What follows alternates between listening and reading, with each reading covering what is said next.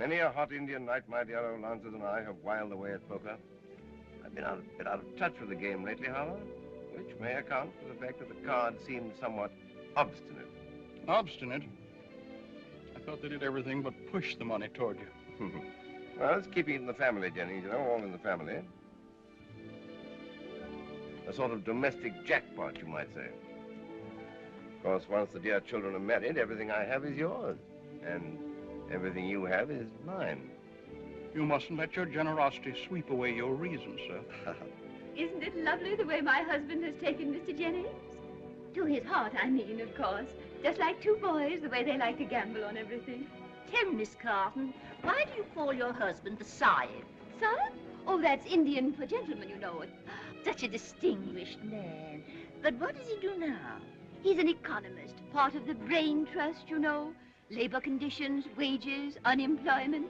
The Sahib doesn't believe in unemployment. He doesn't? He thinks it should all be done away with. How interesting. He says the only way to do away with unemployment is to do away with employment. If nobody worked, there couldn't be any unemployment. And so the Sahib hasn't done a speck of work for years. Passive resistance, you know. Gandhi. How clever of him. My son feels the same way about it. He's terribly clever, too. And so charming. And soon to be your son, too, Mrs. Jennings.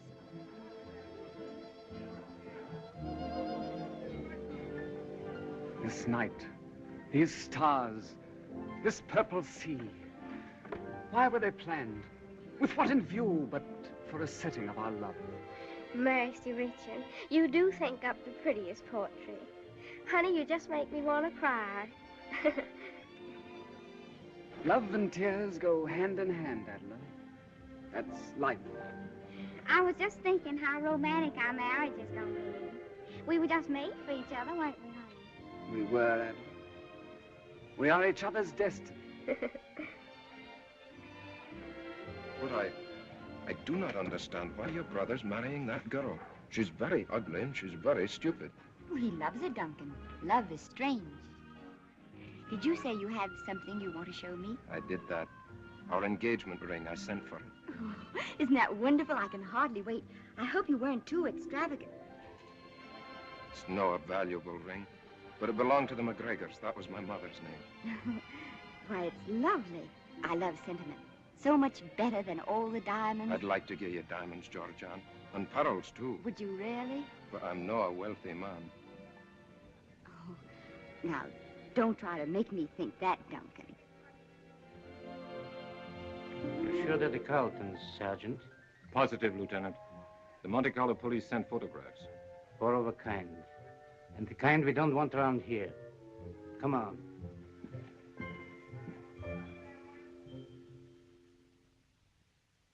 I have advised Mr. Jennings not to worry about this check. I'm thunderstruck, sir. Utterly thunderstruck. Did I say thunderstruck? Yes, dear. Tell me, Colonel, you have never been in the Bengal Lancers, have you? My dear sir, when my regiment was quartered in India... In fact, you have never been in India. These reports from Canada of your earlier life.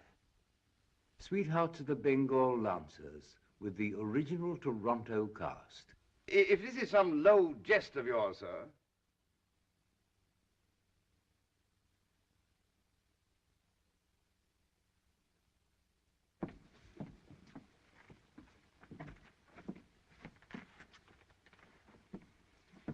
What is the proposition? The municipality would feel a distinct gratitude if you would be kind enough to continue your operations elsewhere. If I were so disposed, sir, I would consider your remarks insulting. What my father is trying to say is that we would be very pleased to cooperate with the municipality, but unfortunately we have no money. In fact, thanks to your interference, you find us completely destitute. Mr. Jennings thought as much and asked me to present you with these tickets to London with his compliments.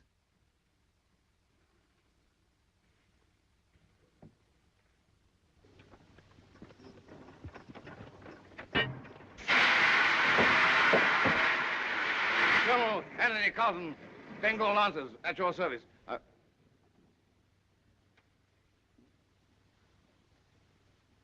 You haven't changed much since those days, darling. That's all right, eh? Only your hair's really getting gray now instead of being wig. But when you jumped up just then, you looked just like you used to in the second act when you talked to Lady Gretchley. Remember? Well, beautiful scene that, beautiful. And you, Lady Gretchley, rest assured that I, Colonel Anthony Carlton, will so-and-so, with my life against these villainous natives until my so-and-so, Bengal Lancers arrive. Colonel Anthony Carlton. How we loved that name when we first rehearsed the play that night in Toronto. We've sort of taken the name for granted now. Do you remember how they always cheered at my speech at the end of the second act? So, forward, march. Splendid play. Well, it had its moments, my dear, it had its moments. He's very well known as Algy to the girls of Mandalay. He was a captain of something, Algy, so bold, so brave, so gay. He's a favorite Algy, how he made the barmaid sigh. He was a Algy, and a Piccadilly captain with the little glass. Tell me just one thing, please. What have you to sing about? They're getting sentimental. Come on. Let's get out of here.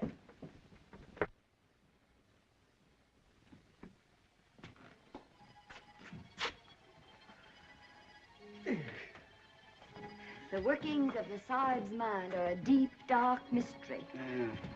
Mommy's too. $3 million tossed away. And they sing. And we nearly had it right in our hands if the Sahib had been content with $3 million. But no, he had to have that extra 4,500. And get us in a jam besides. Rick, did you say goodbye to Adela? Saying goodbye to $3 million was all the goodbye I could stand. I just wish we knew what we're going to do now. I've never been so hungry in my life.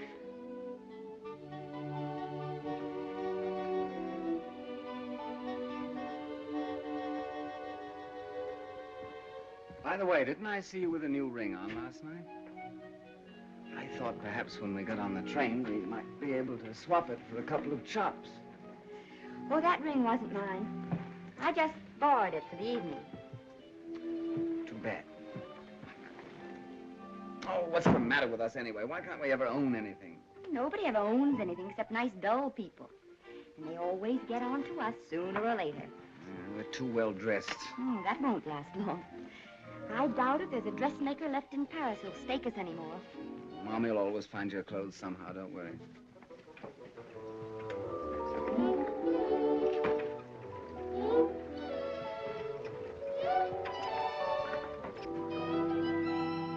Bravo, bravo.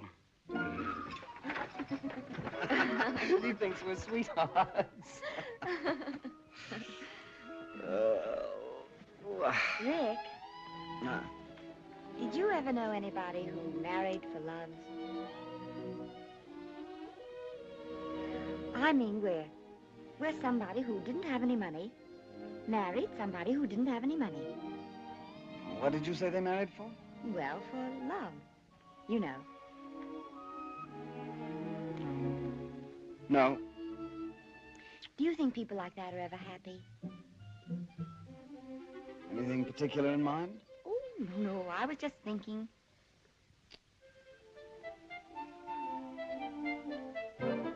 There's Mommy and Saab. They seem happy enough, and I can't think when they've ever had any money. Oh, they're different, though, poor darling. How? Oh, both a little balmy. I mean, just normal people. People who work for a living. What are you getting at? What's happened to you anyway? Why? What do you mean? Well, what are you getting so soft about? Soft? Oh, I don't know what you're talking about. It's only... Only what? Only... I didn't even say goodbye. Oh, you're not in love with that Scotsman, are you? Oh, how could I be in love with him? He hasn't any money. Well, then I can't think what you have to cry about. Oh, well, neither can I.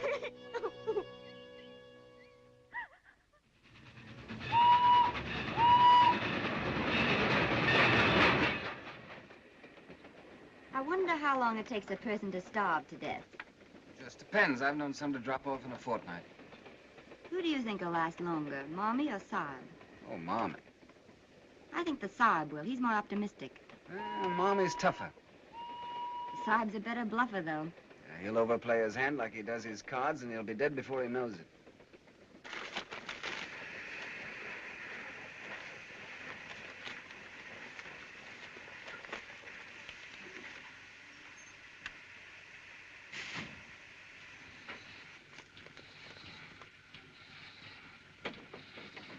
This way, sir.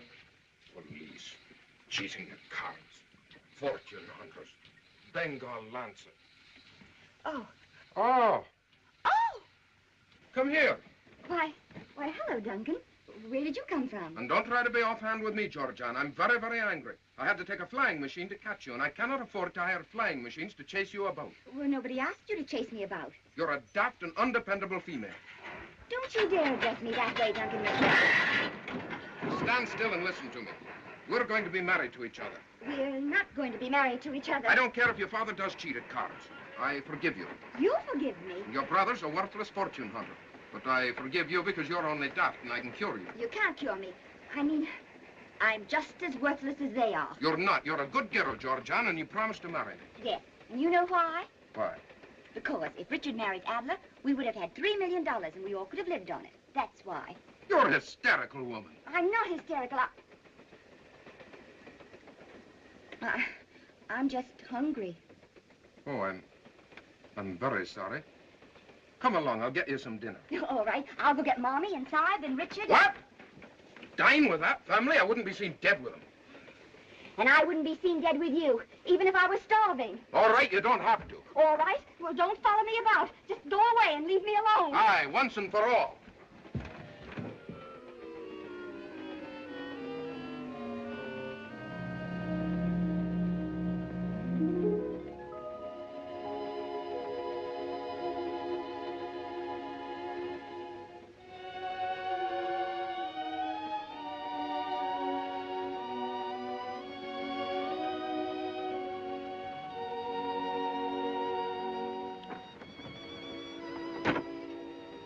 Won't you come in? It's lonely at night, isn't it? Yes. I don't like to see night come. Do you? Well, I don't think I ever noticed. You're so young. When you're old, night comes too soon. Always.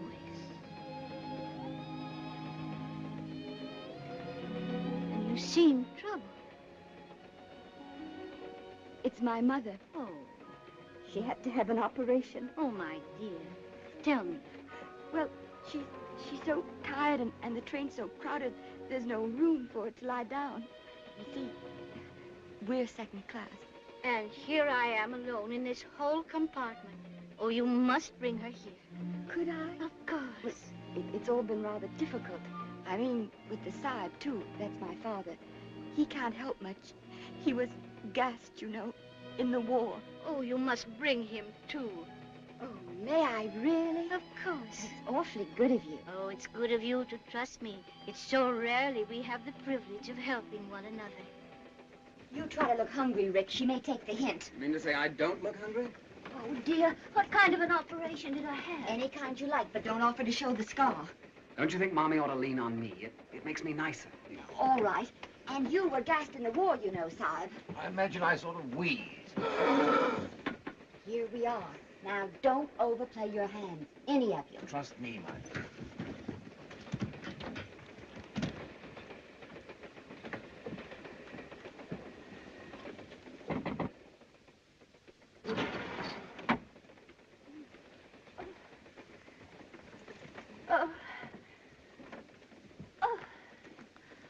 Oh, how kind you are. I don't know you. Do I? I'm a new friend. My name is Fortune, Miss Ellen Fortune. Miss Fortune? Silly name, isn't it? Everybody makes jokes about it. I do myself. Fine historic name, not a subject for jesting. Allow me to introduce my wife, ma'am, my daughter, I know. my son, and your servant, Colonel Anthony Carlton, late of the Bengal Lancers. The Bengal Lancers. How splendid. And yet the wretched government refuses him a pension and lets his family starve. If only he hadn't gone back to the war after that dreadful wound. Gas, Mommy. Gas. Gas.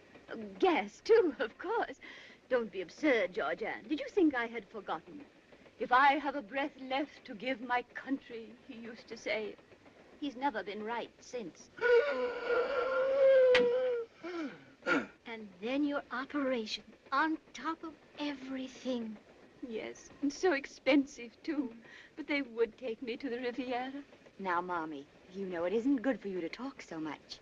Don't overdo it. It meant selling our little house, and poor Richard's coming down from Oxford, the most brilliant man of his year, they said. Didn't they, darling? I don't care what they said.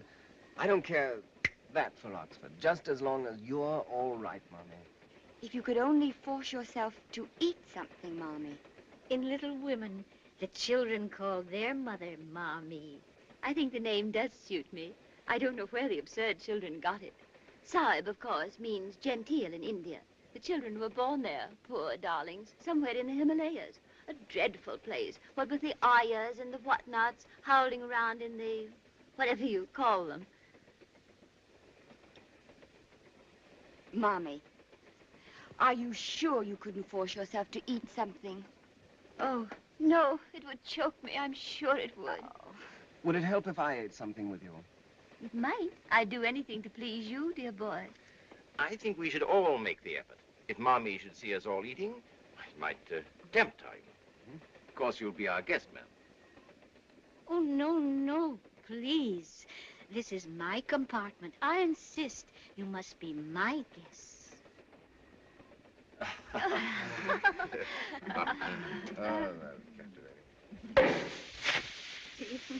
So often I've tried to imagine parties like this when I might be with friends, celebrating with them on birthdays.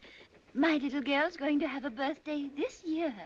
Let's say it's her birthday now, tonight. Just 20-odd years ago today, somewhere in dear old Ireland. If I had thought 20-odd years ago that my little girl would come out in a French railway carriage... You're pretending it's a birthday. If I had pretended 20-odd years ago that my little girl would be born in a French railway carriage... Can I help you, darling? If I had pretended 20-odd years ago that I would give birth to a little French railway carriage, egad, I'd have shot myself. You must forgive the Sahib. He lives in a little world all his own. What fun. You're all so young in heart. Like John Dickey. Won't you have some champagne with us, Miss Fortune? What a shame. Oh, forgive me. I was just thinking of the hundreds of bottles in the big house at home. Just gathering dust. Really, ma'am? Hundreds of bottles? There, I'm not going to think of that lonely old house now. This is the first real party I've ever had.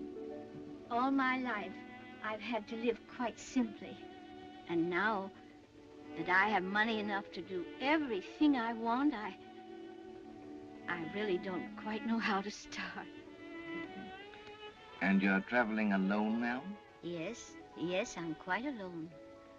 Oh, I've seen many lovely things on this little jaunt, but I've had to see them alone. And after all, we see them best, really, through the eyes of those we love. Wasn't it Rossetti who said something like that somewhere? Beauty, without the beloved, is a sword through the heart. Why, I don't remember. So you see, this has been a rather sad journey until now. You've made this my happiest day. Delighted. Pleasure's all ours, my dear lady. I raise my glass for the first time in my life, gladly, to Miss Fortune.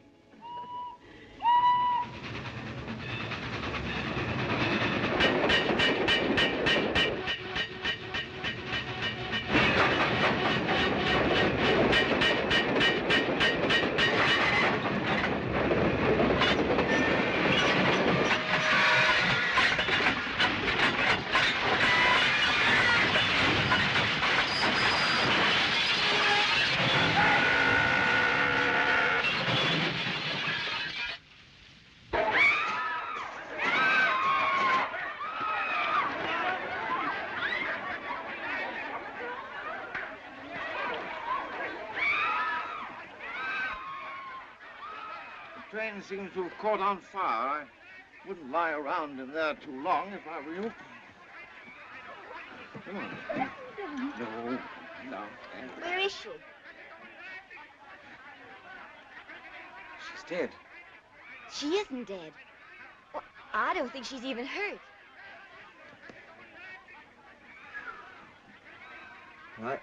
I thought for a moment. Poor old girl. Come on, let's get her out of here. Can you carry her? Give me a hand.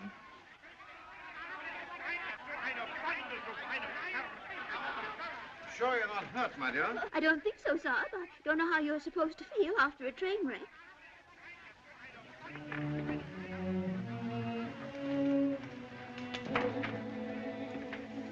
Cold wind.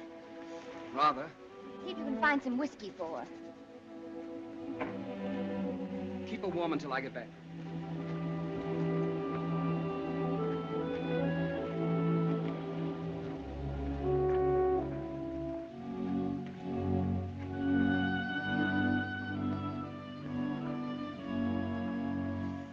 Now, I'll probably die of pneumonia.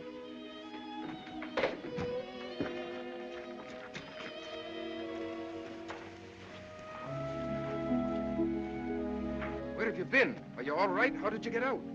On my 2 feet, they're very adequate. I've hunted through the whole train for you, if anything had happened. What have you got there?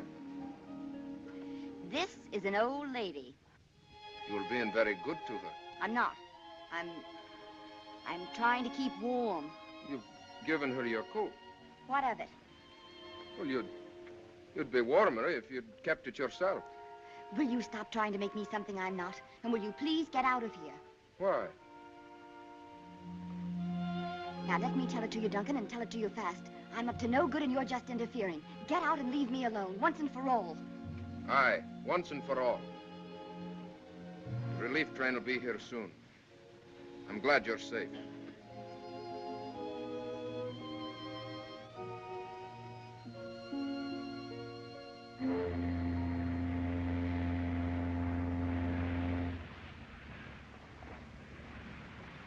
If the old girl doesn't cough up something after all we've done for her, I shall lose my faith in human nature. We've been very kind to her. We've eaten all our meals with her and everything. Oh, I shall miss you all so much. It isn't only that you saved my life. You've all been so wonderful to me. But it'll be nice for you to get back to your lovely big home and see all your friends again. I haven't any friends or relatives, Georgiana. They're all gone. Oh, I'm sorry. But didn't I hear you mention a Mr. Dickey? John Dickey, yes. In America once, when I was a young girl, a long time ago, Georgiana, I was engaged to John Dickey. Oh, Georgiana, I was so young. I hadn't learned the meaning of faith. One day someone told me John Dickey loved someone else. We quarreled, and I spent my whole life regretting that quarrel, hoping that sometime, some way, I would hear from him again.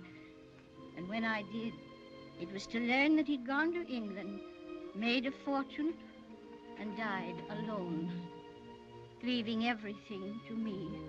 Oh, Georgiana, one must have faith in the people one loves. One must have faith or go through life alone. I'm sorry you're so alone.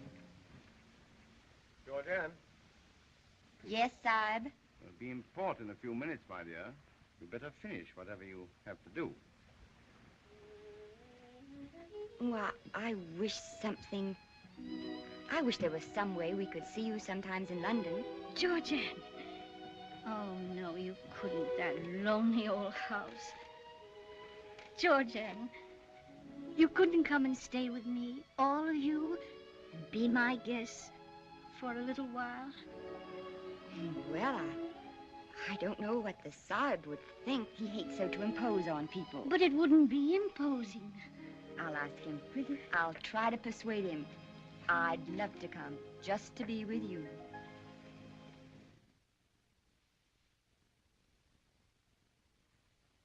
Miss Fortune, it's good to see you.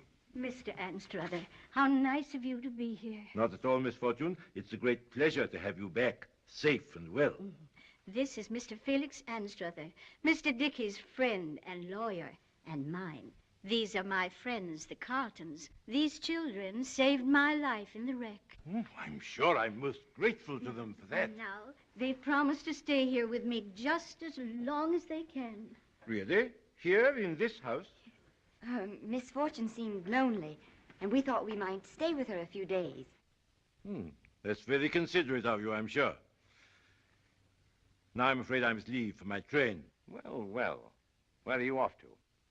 Paris first. I was thinking I might need a lawyer myself pretty soon to manage my affairs. Perhaps on your return. I shall be very happy, Colonel Carlton, to look into your affairs as soon as I return. Good day, Miss Fortune. I'm very sorry indeed that my business takes me away at this time.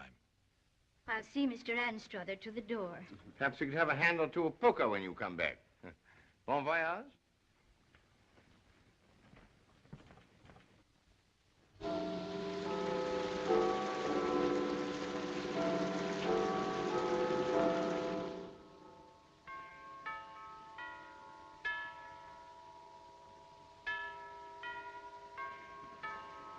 Rick, wake up. No way. Don't be stubborn, Rick. Wake up. Are we packing again? No. I've been thinking and I have everything worked out. Did you work out what happened to the top of my pajamas? Shut up, Rick. I have an idea. Oh. Why don't you sit down, Mommy? Oh, I thought I was. Now listen, we've been planning on staying here for a couple of weeks. But where do we go then? Elucidate, my dear. I mean, we can stay forever. All we have to do is to keep on being what she thinks we are. Charming, you mean? No, decent, honest, sober, and hardworking. And just what do you mean by that? I mean, darling, no funny business with the cards. No running up bills, no brandy. And you, Rick, will have to look for a job and take the Saab with you. Oh, really? Sounds too busy. And for what? No sooner do we do all this than she'll up and die, and then we're out. Unless Unless what? Unless she makes a will. Exactly. And there's not only the house, there's Mr. Dickey's entire fortune. If we've ever had a chance at a permanent solution, this is it. How cute of you, Georgia. I'm game. I'll be a grandson to the old gal if she kills us both. For the sake of all of you, I am prepared to make any sacrifice.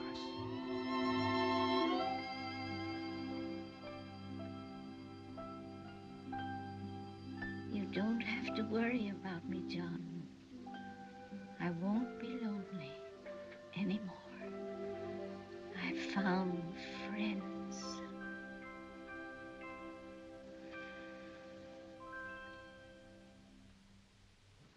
Retired Indian Army officer with no previous business experience seeks important position of trust. Finest social references if desired. Colonel Anthony Carlton, etc., etc. Oh, I say, supposing some blighter should answer this. Si, what a ghastly idea. I know. Sounds good. Well, where shall it be today, Father? Want to see the mummies again? Oh, mummies are a bit dead, don't you think, for such a beautiful day? National Gallery? Painting? No. No, it's time, my son. You saw life in the raw.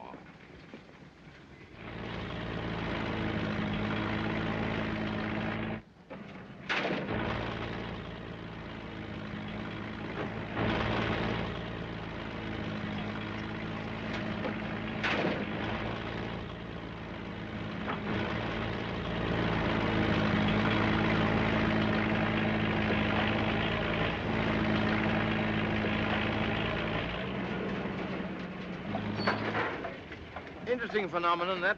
What? That mechano set. The what? Oh, that thingamabob. Oh, yeah. There he goes again.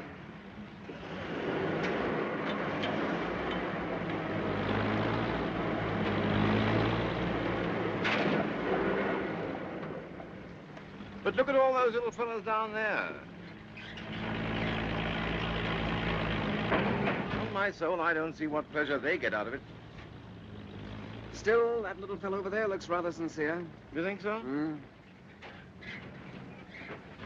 He picks up a sack from that pile, carries it over and puts it on that pile. And he goes back for another. Well, he must get some enjoyment out of it. But on the other hand, I don't see what he's after in life. I don't see his reasoning. No reasoning involved, my boy. Instinct, biology. Something tells him to carry the little sacks back and forth, and so he has to do it. I see what you mean. Interesting problem, isn't it? Capital, labor, classes, masses, no jobs, no leadership. Huh. I wish I were younger, my boy. Lunch. High time, too. A hard morning.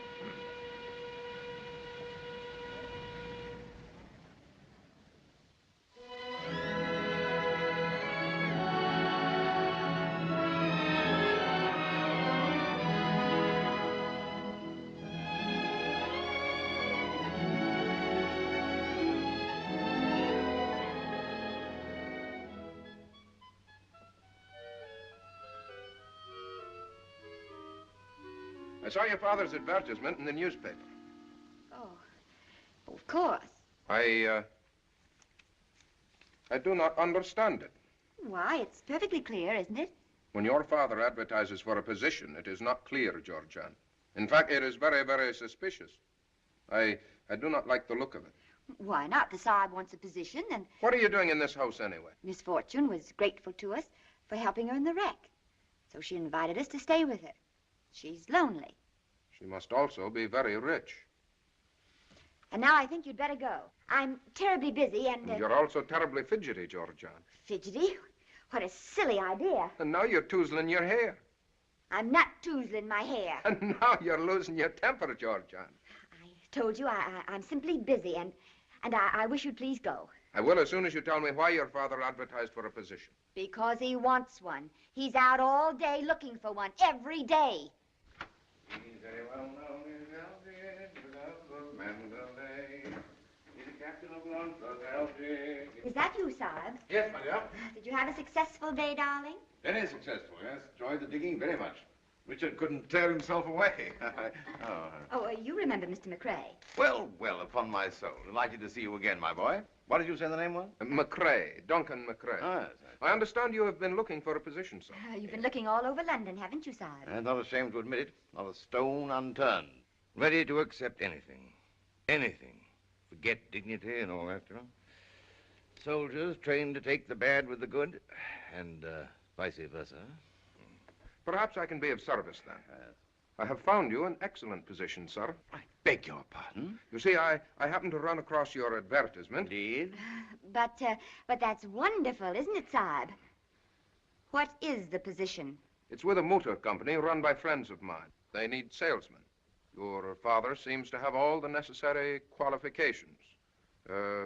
No previous business experience, finest social references. Oh, I think that's splendid, Duncan. Just one moment. I can't tell you how we appreciate it. Just a minute, dear. And now poor Sahib won't have to keep Oh! doing... Very friendly of you, my boy, very. But I'm afraid my capacities are entirely unsuited. Oh, Sahib, you know you have capacities for anything. In that case, sir, if you will report at the Wombat sales room at 9 o'clock in the morning. Good afternoon, sir. Good afternoon.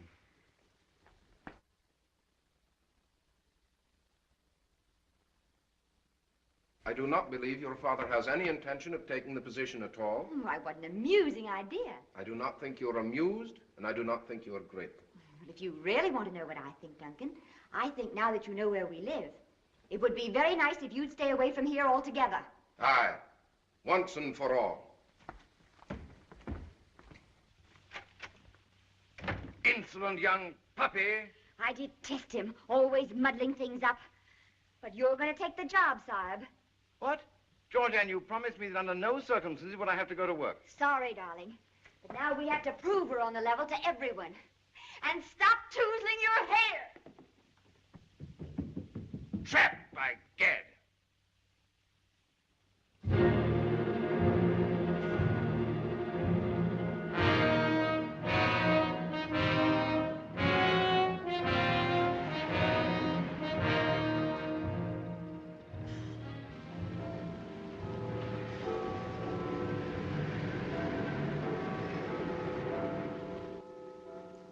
$9 o'clock?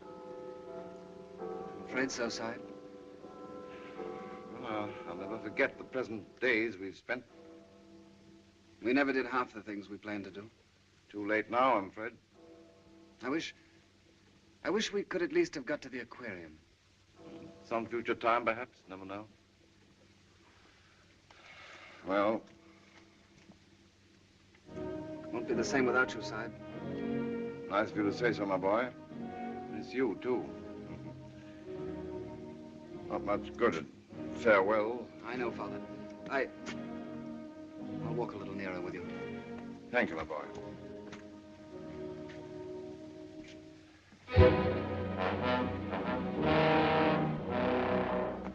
Goodbye, my boy. Goodbye, Father. Don't be too lonely. I'll try. Well, better go in.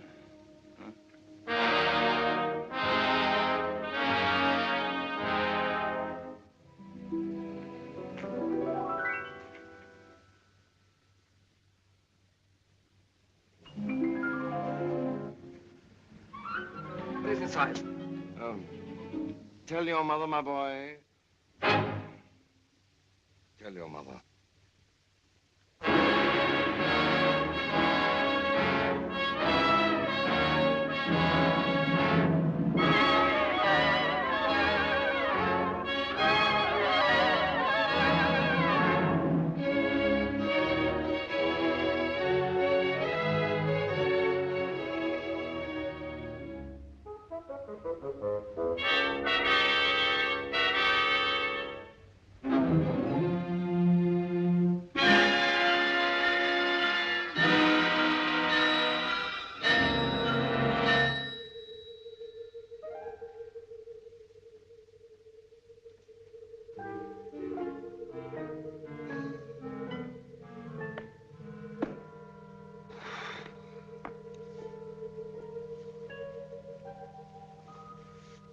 you sure you're quite comfortable?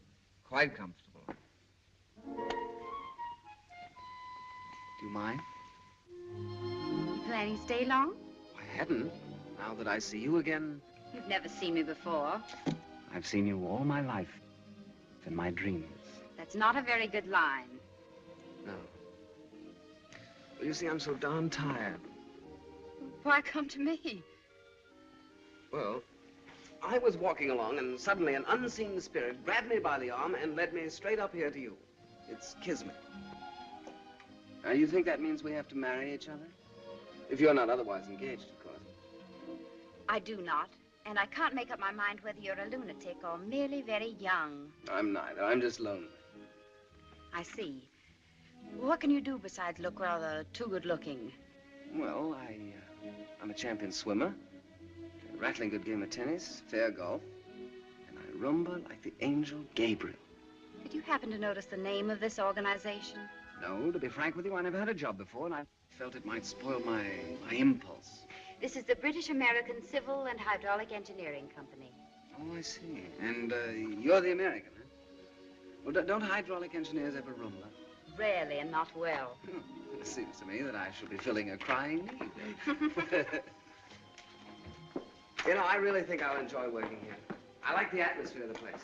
The atmosphere is strictly business. Which is what I like. I begin to see what I've missed. You know, if I made up my mind to it, I could become an engineer very shortly. And it takes some of them years. Did anyone ever tell you that you had the most... Yes, often. You don't know the first thing about engineering, do you? Oh, what's there to it?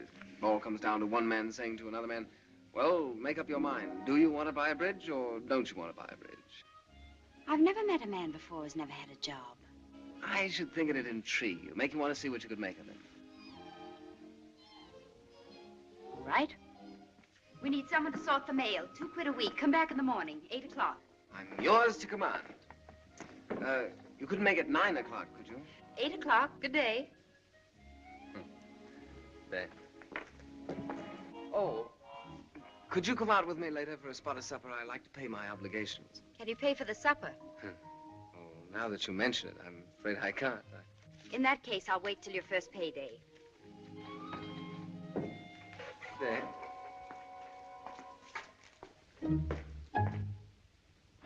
She pretty? Come see, come ça. Is she intelligent? Yeah, she typewrites well. Is she fun? She's a business gal. There must be something about her for you to take her out. There is. She's my boss. And it's a very sound policy, my child, to keep in the good graces of one's boss. Has she a lot of money? I've no idea. I rather think not. Guess whom I ran into today? I couldn't possibly imagine. Who? Adela Jennings.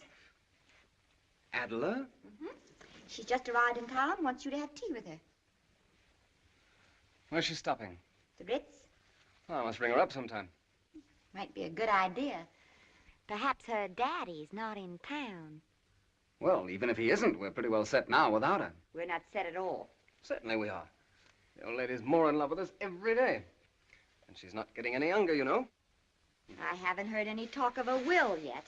Fact is, I don't think we'll have to wait for a will. She's bound to come through with something soon. She hasn't, though. The aged are slow, my child, just as the young are foolish and impatient. We can count on her, and so we don't need any more Adlers in our lives. Either of us. Do you really believe that, Rick? I do, my child. Does this tie look all right? Oh,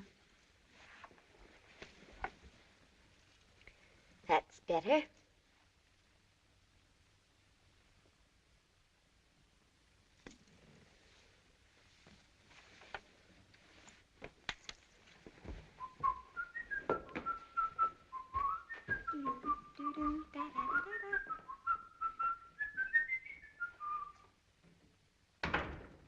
Good evening, Side. Evening, boy. How are all the little wombats feeling tonight? Couldn't feel better than I do.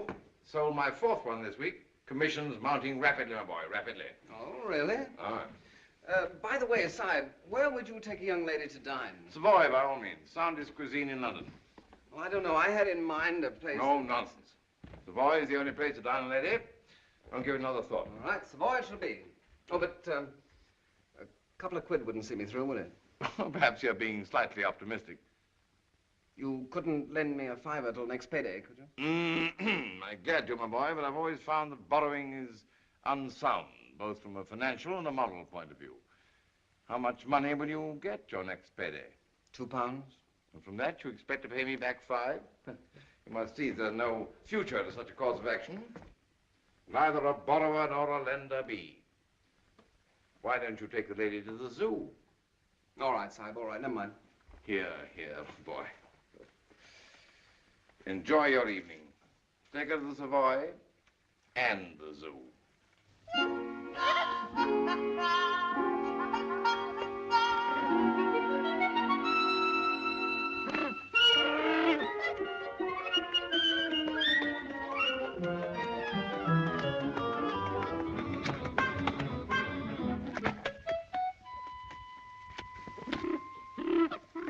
Oscar, I'd like to present Miss Leslie Saunders, my boss. Oh, you really must forgive Oscar. He's a sensitive, lonely, disillusioned soul.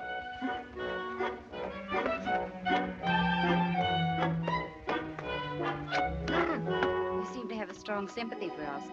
You don't happen to feel anything in common with him. There might be a few similarities. He's very well dressed. Thank you. Quite amusing. Thank you. And I'm afraid utterly worthless. Not your sort. I rather doubt it. Although I wonder if you have any idea what sort I really am. Of course I have. Sane, practical. That's right. Ambitious, hardworking. That's right. Utterly moral. Utterly. Straight from the shoulder. Straight as a rivet. Well, in that case, I should think you'd greatly admire me if I skipped all the approach work and just kissed you without any preliminaries. I should not only admire you, I should respect you. Well, there's something to be said for your philosophy.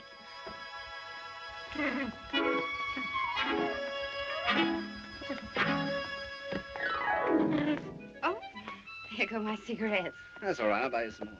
I'm indebted to Oscar. Light on that?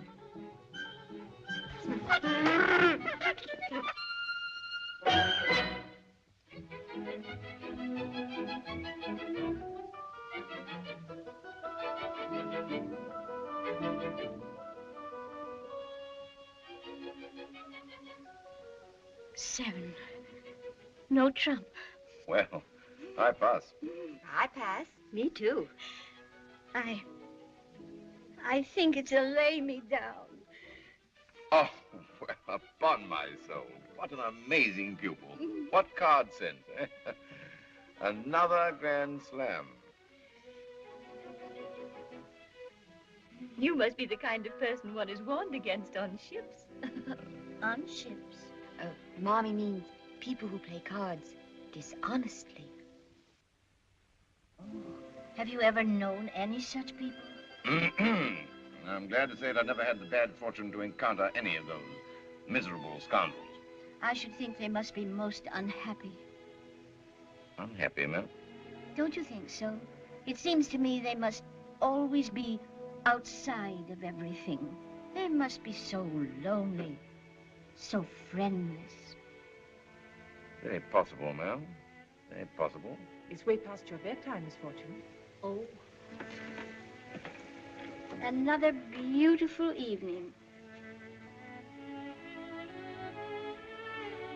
Good night, my dear. Good night, Miss Ellen.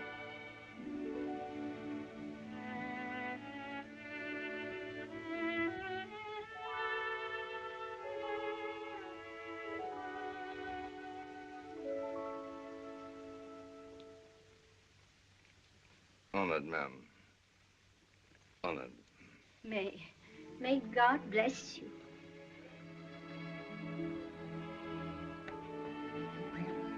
Don't bother to come upstairs, dear. Good night. Good night.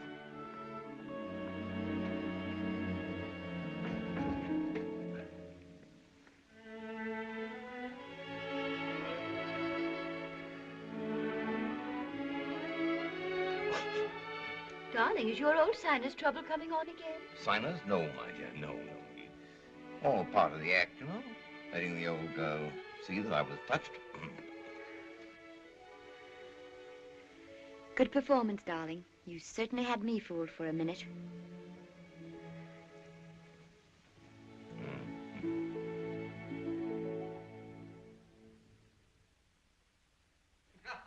Mind your feet in the steel, huh?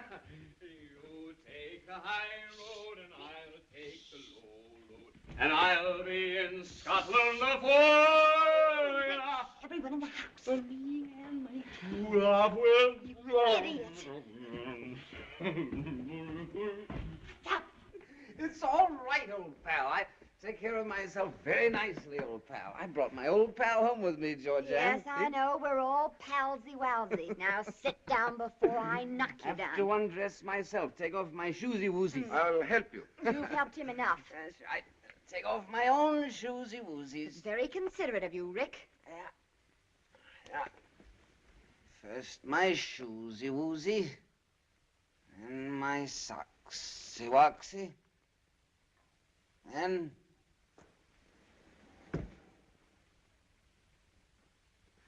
my tie. Why? I give you my word of honor, Georgiana. I haven't the slightest You idea. did it on purpose. I did not. How could I know that one bottle of champagne and a few small brandies could make any grown man drunk? Why did you give him anything at all? I tell you, I just happened to meet him and we'd celebrated. Celebrated? With him? You said you wouldn't be seen dead with him. You must be drunk, too. I'm not. I can't be. None of us McRae's is capable of being drunk. We've tried. And I admit I was wrong about Richard. I misjudged him entirely, and I apologize. He's an understanding and gifted young man. And where did you meet this understanding and gifted young man? We just bumped into each other. If you want to know the truth, I was feeling lonesome. You're a bad-mannered, bad-tempered, outrageous female, but I have discovered I cannot live without you. It's a shameful confession for a sane man to make. It's an idiotic one, because you're going to live without me, probably to a horrible old age. I am not. Richard says you're eating your heart out for me. Richard told you that? He did? Then you got him drunk and made him say it. If you were a man, I'd knock you down for that.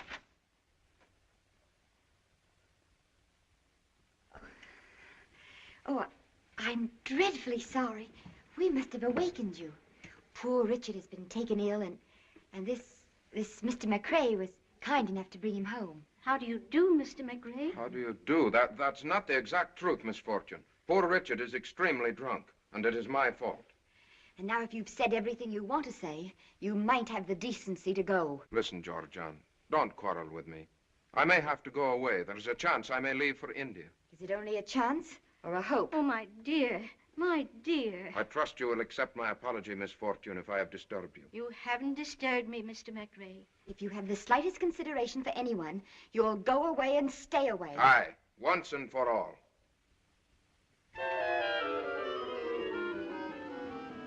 Oh, my dear, my dear.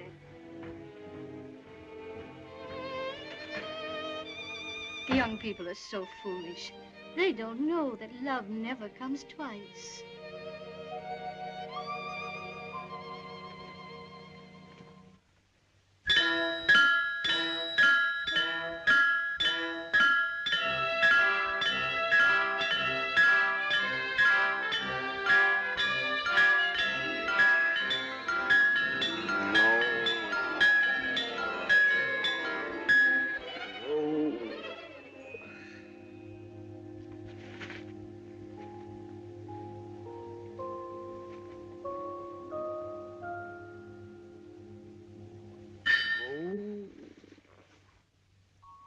Does it hurt much? My head is on wrong. I know just how you feel. Oh, I've been intoxicated, too. You have? I was quite a young girl, but I've never forgotten it. It was at a birthday party. Somebody gave me a glass of punch, and then the trees started going round and round. I know. Wasn't there anyone there to put ice on your head? No.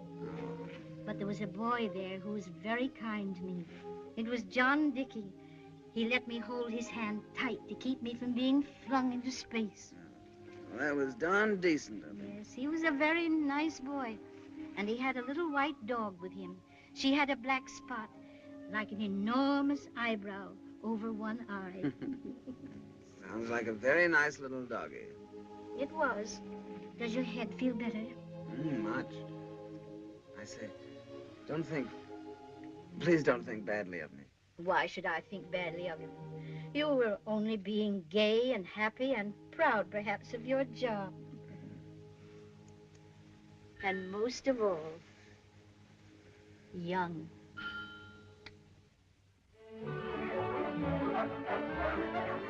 Here you are, sir. I'm very sorry, my boy, but you won't do either. Goodbye. Well, how's a bloke going to know what you want if you don't tell him what you Now, want? you just trot out some more. I'll know it when I see it. I wish people would make their minds up.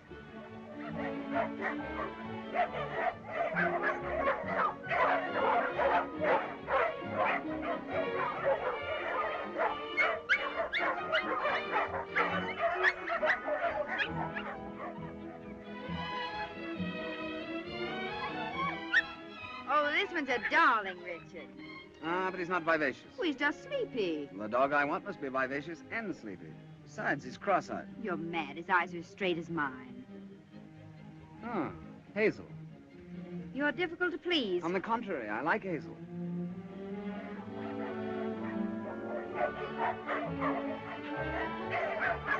Here they are, then. The last of the lot, sir. Take 'em or leave 'em. Leave him. No reflection on you fellas, of course. Blimey, what do you expect a dog to have? I expect him to have an enormous black eyebrow over one eye. What? An enormous black eyebrow? I think, Richard, we'd better go quietly and try somewhere else. All right. Sorry. I suppose he must have a purple tail, too. And why a black eyebrow? Well, because the puppy's for Miss Ellen, and Miss Ellen likes puppies with black eyebrows. Are you sure this Miss Ellen of yours is quite right? Oh, yes, quite. She's a very nice, rich old lady. I see. You and your family couldn't by any chance be sponging on her, could you? What makes you think that? It just occurred to me. Wouldn't approve of that, I suppose. No, I wouldn't approve of that. No, I didn't think you would. Would you like to hear the rest of it? It's up to you. It's a tremendous secret, you know. Perhaps you shouldn't tell me then. I probably shouldn't. You won't like it. Well, they say that confession is good for the, what is it? The soul, Richard. Oh, yes, the soul, yeah. Well, I suppose it can't affect me much one way or the other, can it? You see, we're all trying to become heirs. I don't understand. It's very simple. You see, we're really all quite charming, and we made the old gal love us. The Sob took to selling wombats just to prove that we were on the square, and I took to opening letters for the same reason. Rather a neat idea, don't you think? You're not kidding me, Richard. Oh, no, I'm terribly serious. We thought we'd worked it out rather cleverly. I never doubted that you were clever, Richard.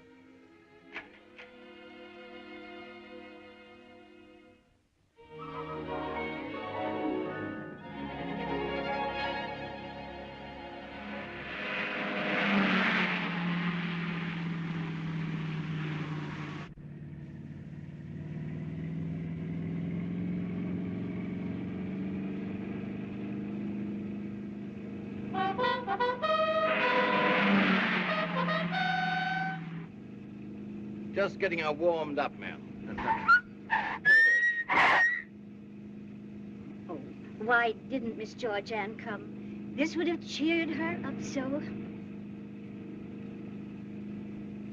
Now, do you want to see what a wombat will really do, ma'am? Yes, yes.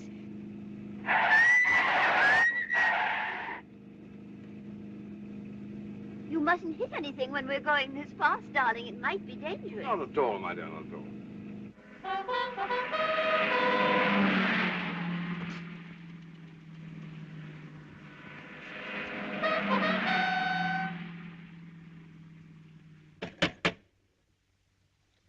I'm afraid I have won again, Miss Georgianne. You have to have a scientific mind. Mr. Dickey didn't have a scientific mind either. Now, who can that be sticking his nose in?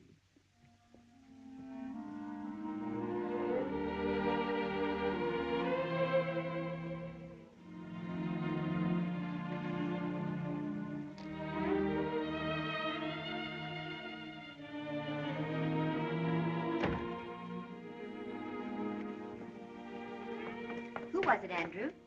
Oh, it was only that young Mr. McRae. Mr. McRae? Yeah. Why didn't you let me know? He was calling on Miss Fortune. Oh. I told him you were in, but he said he only wanted to see Miss Fortune. Thank you, Andrew. Would you care for another game, Miss Georgianne? Not just now. Thank you, Andrew.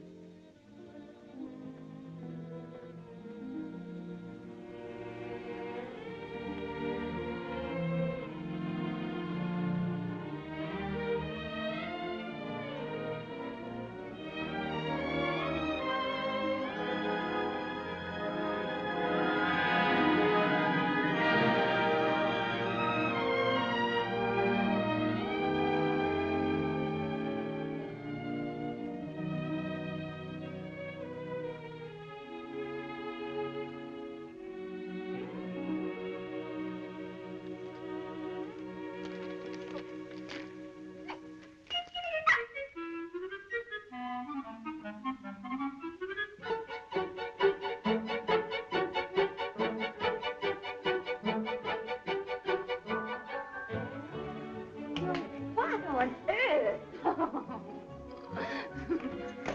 Isn't she a dream?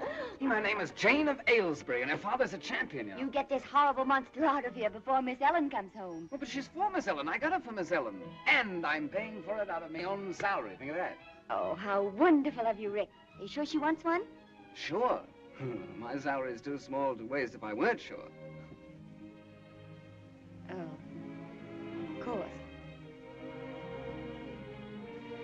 I thought for a moment... Well, good work, Rick. Congratulations. Oh, I didn't mean... What, Rick? What didn't you mean? Well, I didn't want you to think I was getting soft all of a sudden. Heaven forbid I should ever think that. Now, look, you stay here, and Jane and I will lurk about upstairs and be a frightful surprise to everyone. You won't have to try much. Hello, Mommy. Isn't Richard getting dynamic? Oh, darling, such a marvelous time. The wombat went like a bird. Did you have a good time all by yourself? What have you been doing all day? I had 4 hair-raising games of dominoes with Andrew. The whole countryside is just one big garden. I picked and picked and picked. Did you have a good time all by yourself here? What have you been doing all day, darling? I played dominoes with Andrew. Masses of wildflowers. We saw the most adorable little cottage. Miss Ellen was mad about it. Did you have a good time all by yourself? What have you been doing all day? Why didn't you play a game of dominoes with Andrew? Heavens! What in heaven's name is that? That, I imagine, is Richard and Jane being a terrific surprise to all of it. Jane.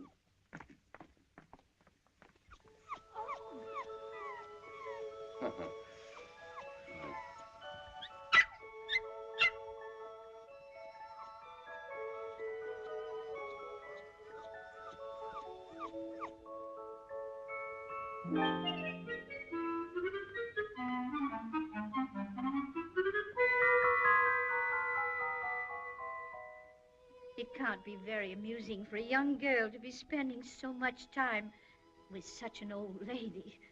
And oh, my dear, I'm frightened. Frightened, Miss Ellen? Now that you're all doing so well, I'm frightened you'll want to go away and make a home of your own. Would you rather we didn't go?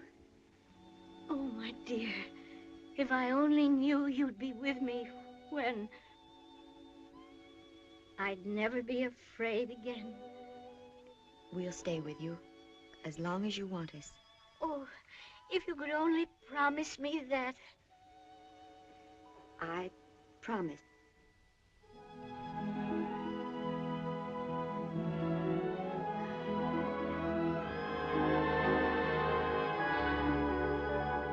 Did you get the old lady to bed, darling? Yes. She made me promise that we'd never leave her. Sometimes, Georgianne, I don't know where you get all your cleverness. Certainly not from me. I guess the Sahib has more brains than I ever realized. I don't know that we've been so clever, though, Mommy. We haven't been getting on very far with the will. I'm beginning to think perhaps we should give up the whole idea. Georgianne! Well, I just mean, well, We might get along better if we thought up some other plan. But this is a lovely plan, and we're getting along beautifully. Poor darling, you're discouraged. You've worked so hard on it. But it'll come through. We'll get the old lady yet. All right, Mommy. Forgive me. Forgive her? Now what does she think she did?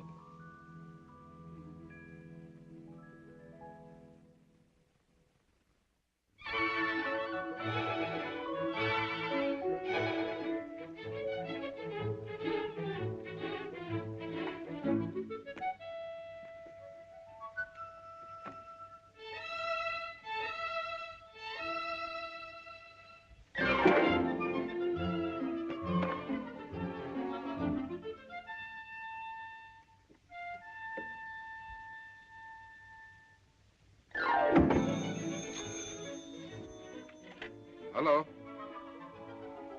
How do you do, Miss Fortune? My boat sails on Monday.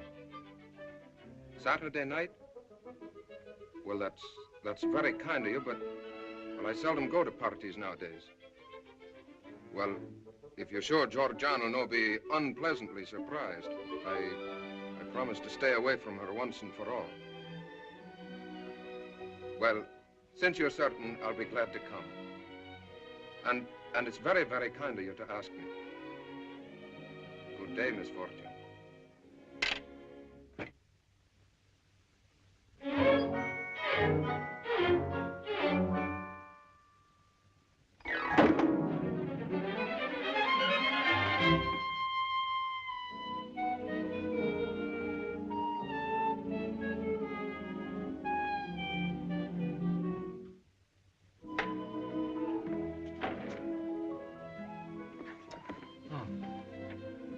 I thought I told you an hour ago I didn't need you any longer. Oh, that's all right. I just had a little reading to do. Take you home? I think not, thank you. Sorry. Why, say, you wouldn't like to do the town, would you, with Miss Fortune and the Carlton family on Saturday night? White tie? Are you paying for the party? No, a small white dog with a large black eyebrows, about all I can afford for several weeks. How is Jane? Oh, terrific. Several slippers have gone west, and some of Mr. Dickey's antique rugs have aged perceptibly, but I couldn't live without her. Did she make your Miss Ellen happy? Oh, immensely. She's mad about her, really. Then Jane is what you might call a wise investment. As a matter of fact, I think Jane will do the trick. Congratulations. I knew you'd be interested. Good night.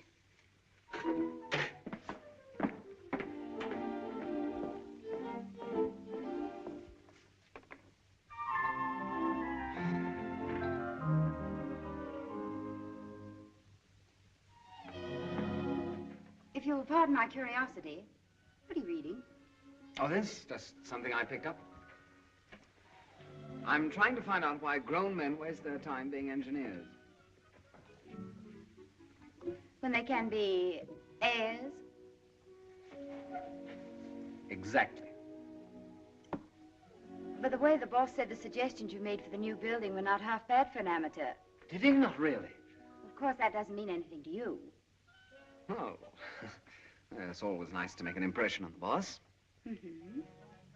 Well, good night. I suppose you think I couldn't be an engineer if I wanted to. Well, there wouldn't be any point to it, would there? You'll be able to buy and sell engineers one day. Yes, I suppose you're right. On second thought, I think I will go to the party with you Saturday, if the invitation's still open. Still open? Oh, it's you or no one. I have an idea about you, but it still needs just a little more work. Good night. Good night. This type of motor uses a delayed combustion design or method. And that means exactly, Well, putting it quite simply, sir, that means that the cylinder head is recessed to receive the patented shaped piston, which closes off the valve area from the combustion chamber. Yes, yes. If I were to say that the wombat is the last word in mechanical perfection, I should be withholding the full truth. The wombat is above mechanical perfection. Wombat is ahead of its time. As far ahead of its time as was, well, Socrates of his. Yeah. It's a pretty thing, isn't it? Yeah. Yes. Oh, yeah. Well, Colonel Carlton, I believe in you, and I'd like to put in my order for 3 of them. One for myself, and one for my wife, and one for my, I understand perfectly, sir. I shall deliver the 3rd one to you personally at your club. Oh, that's fine, Colonel. Fine. Thank you. Thank you, sir. Colonel Carlton. Yes, Mr. Hutchins? I would like to have a word with you. Always a pleasure and a privilege to chat with the managing director of our company, Mr. Hutchins. Colonel Carlton, I have always made it my custom to know the men who represent the Wombat, to look into their past records. Past records, sir? Records aren't always quite fair and all that. On the contrary, Colonel, I think your record does you full justice. All I can say, sir, is that since I've been with the Wombat, I've done my best. Sometimes an executive's position involves unpleasant duties. I quite understand, sir. On the other hand, sometimes those duties are a distinct pleasure. This is one of those pleasurable occasions. The board has decided that a man of your obvious talent is wasted as a mere salesman. We are very anxious that you should become our London sales manager. Take charge of this entire branch. I trust that'll be agreeable to you. Oh, well, of course, A suitable adjustment to recompense, of course. Well, I've no doubt we can come to terms with Hutchins. Oh, and by the way, some of the members of the board are very anxious to meet you. Oh, naturally, naturally. I'm giving a little dinner party at my house on Saturday night. I hope you can be there. Be delighted. Oh, I'm afraid not Saturday night, no. An old friend of mine has been very kind to me, giving a little party that night, and I wouldn't like to disappoint her. However, any other night, Monday, Tuesday, Wednesday, Thursday. Yes. Some other time. Good night. Good night. Oh, by the way, may I suggest that you take things a bit easier? Oh, we can't afford to lose you, you know. Oh, indeed no, sir.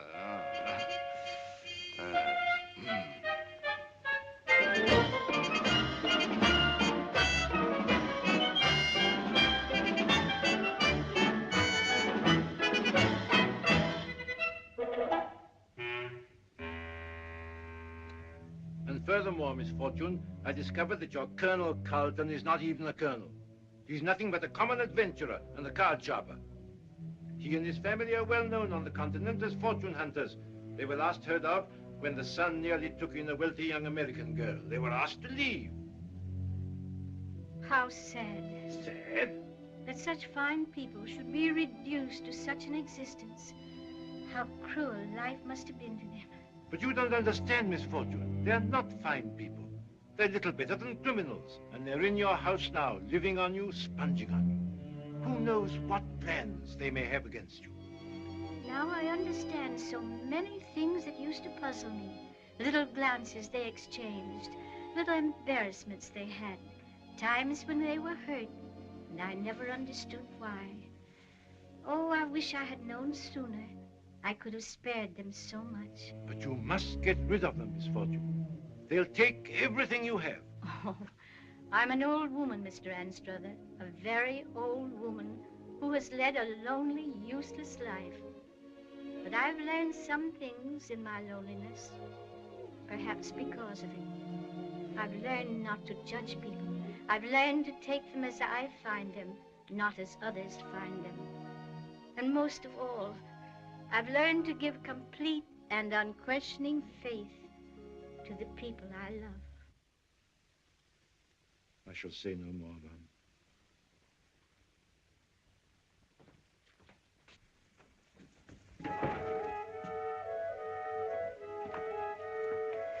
Oh, how do you do, Mr. Anstruther? How do you do? Did you have a pleasant trip? Very pleasant and very interesting. Good evening, Miss Carlton.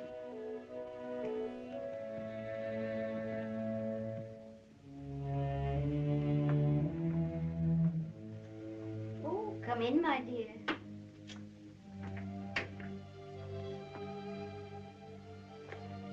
I just saw Mr. Anstruther. I didn't know he was back from his trip. Oh, yes. Sit down, won't you, dear? I've just had a long talk with Mr. Anstruther. I've realized for some time how much I've been imposing upon you and your family. Why, not at all. I've wondered, what can they possibly gain by giving so much to a lonely old lady? Oh. And finally, I've decided to do at least everything that is in my power to do. But we don't want you to do anything. I'm sure of that. But I want you to know that I have asked Mr. Anstruther to draw up a new will so that when I die, everything I have will come to you and your family. It isn't at all what I would like to leave you, Georgianne. I would like to leave you happiness.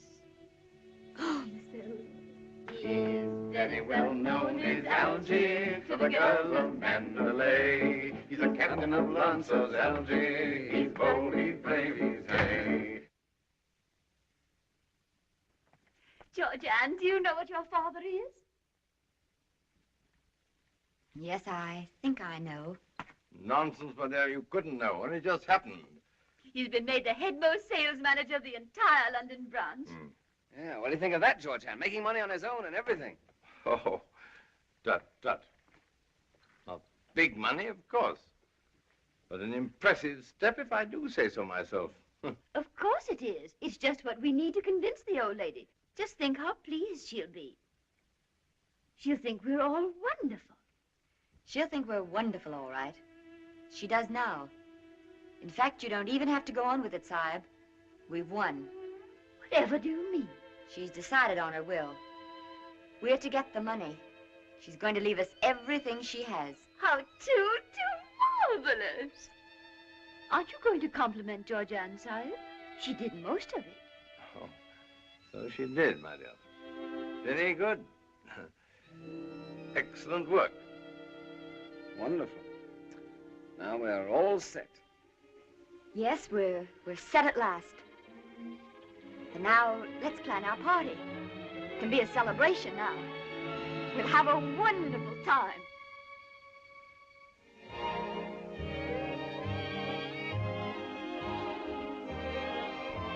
Going to India, eh?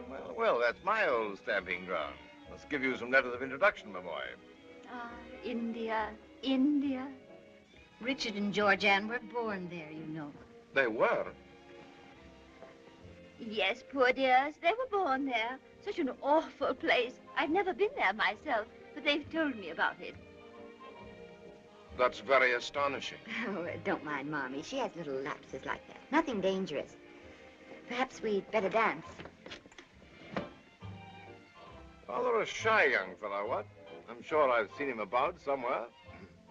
Never forget a face, you know. Your whole family are rather complex, aren't they? Oh, yes. Well, take me, for example. I'm probably the most complex character I know. Really? Really? Richard. Oh. Why did you ask the boss yesterday to recommend a night school in engineering? Oh, that? Oh. I just did that to impress him. Clever of me, what? But why did you want to impress him? You're going to give up your job as soon as you get Miss Fortune's money, aren't you? Oh, I hadn't thought about that. You won't need a job. No, but... Is your father going to give up his job?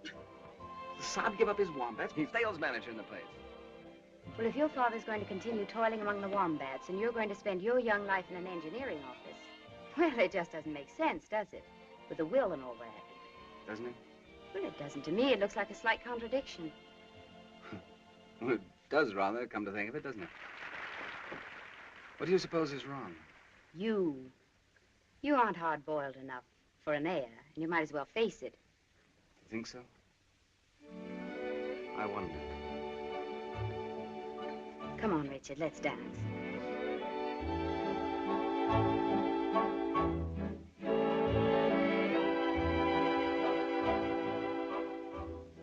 Permit me to say, ma'am, that you dance exquisitely.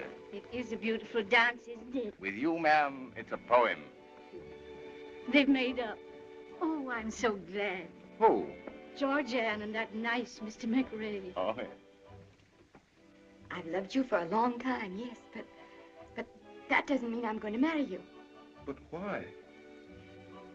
You really want to know? Aye. All right, then. Your suspicions about us were right, Duncan.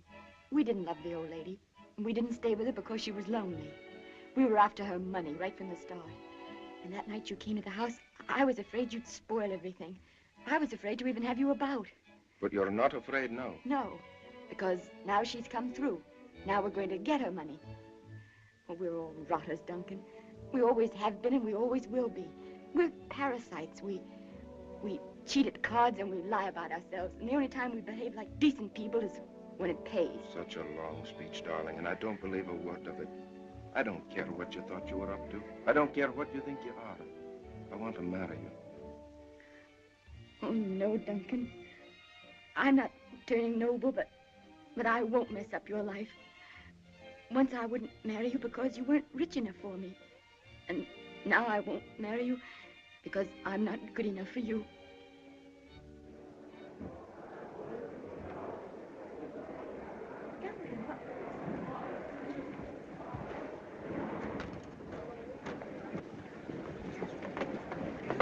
What happened? She's fainted.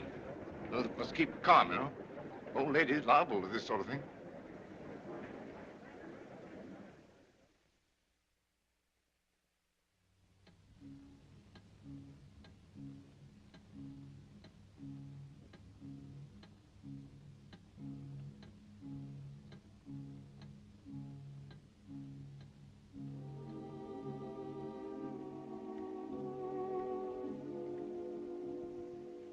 Her fluff's coming off in your trousers. They say if you hold a puppy by the tail, its eyes will drop out. That's guinea pigs.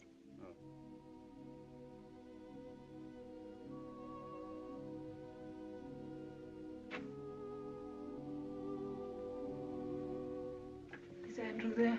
Andrew. I didn't hear. She wants you to telephone for Mr. Anstruther. He's to hurry. Oh. Is she? We don't know yet. She's barely conscious, Miss Georgia.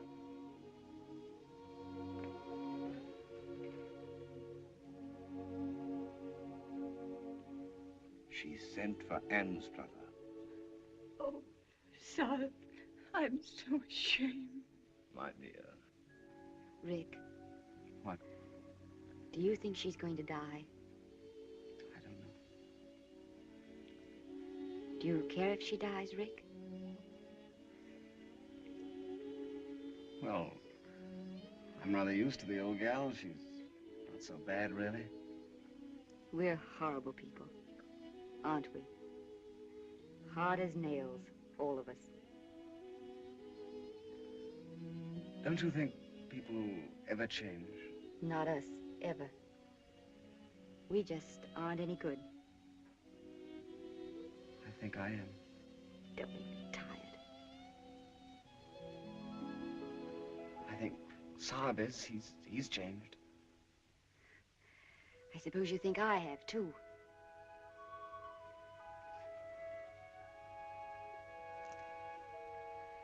I'm about as much changed as Mommy is. We've been acting so long, you think we're changed. But you're fooling yourself, Rick. Like Duncan. You wait and see. We'll be back to normal. You and the Saab, too.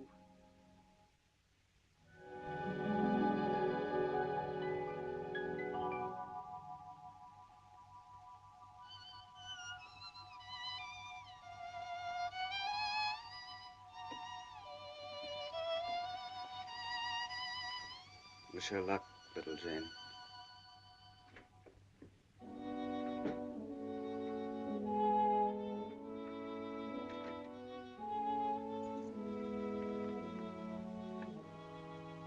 How is she? How is she? I'm Miss Fortune's lawyer, not her doctor. He will inform you at the proper time. Since I am her lawyer, however, there is a little matter that may perhaps interest you. Miss Fortune's one thought, despite her grave condition, has been to live long enough to set her signature to a new will. This she has done. I need not inform you as to the identity of the new legatees. I might add, however, that if certain circumstances had been different, I should have advised Miss Fortune most strongly in favor of a more impersonal charity. As it is, it makes little difference. What are you trying to tell us? In the past few years, there has been a steady depreciation in the value of Miss Fortune's holdings.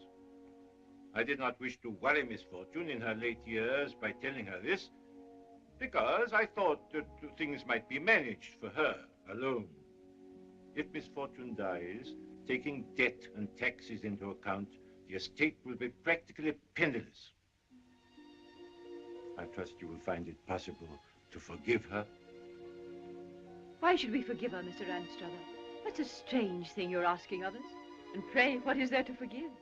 Wasn't she good to us? As to the money, we don't want it. We don't even need it.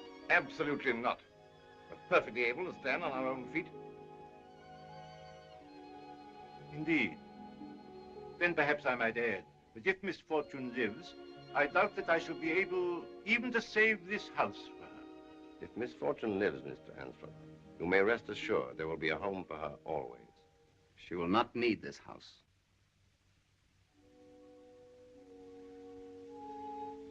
If I've misjudged you, I beg your pardon. Good day.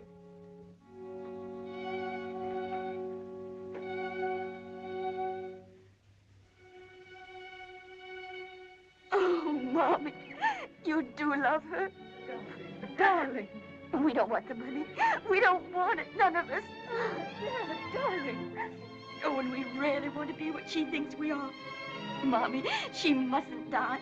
We've got to show her. We've got to take care of her. She saved us, Mommy, don't you see? She saved us all.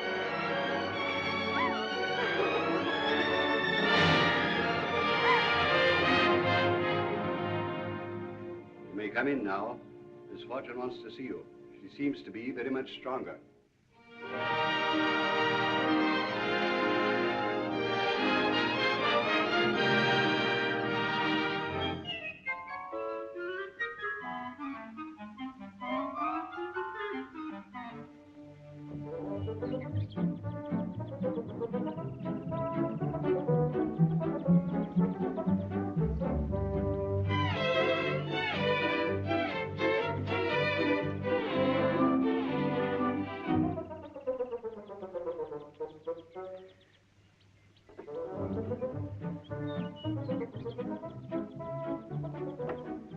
That's better.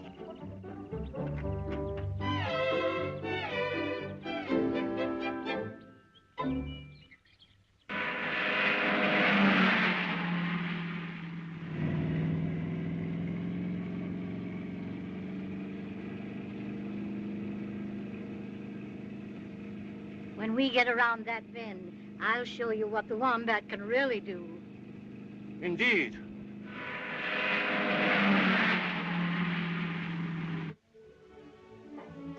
That's the best curry I've tasted since India. Since Canada.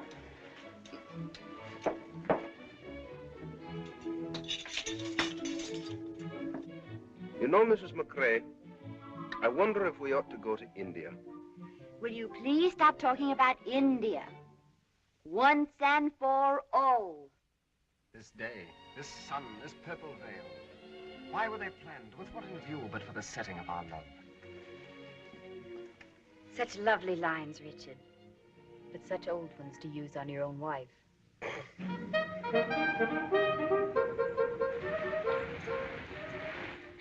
Well, here we are at my new home.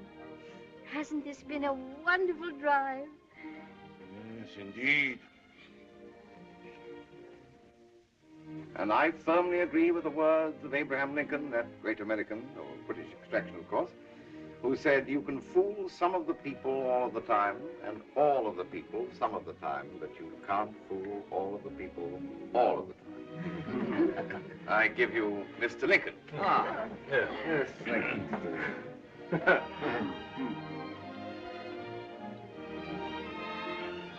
Mr. Lincoln and the Tsar were old friends. Indeed. Oh, perhaps it was another Mr. Lincoln.